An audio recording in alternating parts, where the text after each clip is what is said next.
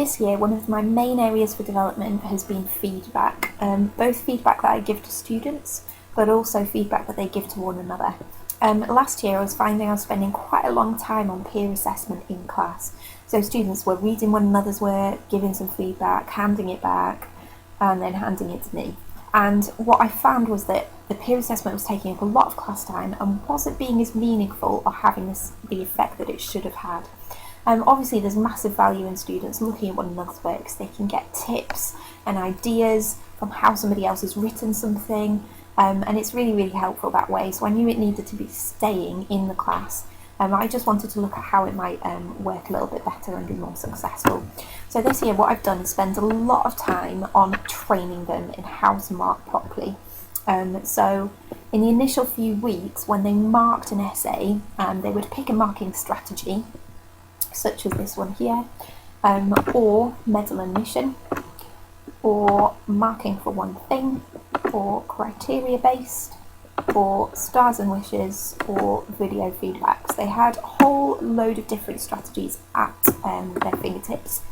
They would select one of these strategies and use it on a peer's work.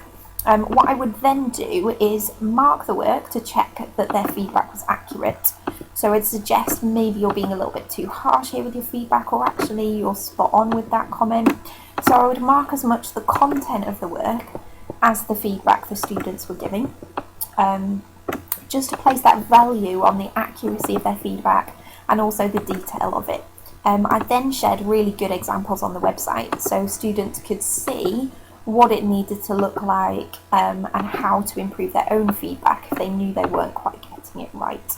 In terms of selecting the strategy, the marker can either select what strategy they're going to use, or the person having their work marked, as soon as they finish their written work, can write at the bottom of it, this is how I would like my piece of work marked, and they can actually request a specific strategy. If you are looking to do video feedback, I've written a post on it which goes into a little bit more detail. I found the Doceri app really effective for this. Basically this is what it will look like. So you take a picture of the work that you need to mark, you upload it into the app, and what I use is red circles for anything that needs to be developed, and yellow highlights for anything that's good, and you can record your voiceover so that the students can listen to the whole thing back, and I'm finding it's incredibly effective. And they can then look at their piece of work, listen to the video feedback, and annotate their work accordingly, so they're really, really interacting with your feedback in a way that never really occurred before. What I've also developed is self-assessment, so I wanted this to become a little bit more effective as well. So I've given students different strategies that they can use. All these posters are in the classroom to remind them of various strategies for peer assessment, self-assessment, and just reminders about how it needs to look. So they can rate themselves. A lot of it, the whole process around improving feedback has been around feelings. So it's been how they feel at the end of completing a piece of work, after they've given a piece of feedback, after they've received a piece of feedback. So it's all been about kind of developing that confidence with the feedback process.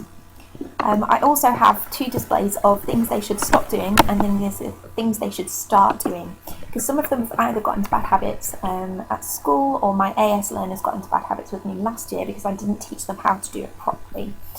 So getting rid of things such as good or well done, because it's not very effective, and starting to do things like suggesting ways in which targets could be met. So for example, there's this really good site I found that could help you with this, or there's this handout that we received in a previous lesson. Just look back at that because that's really helpful. So it's just being a little bit more helpful in terms of the way targets are written.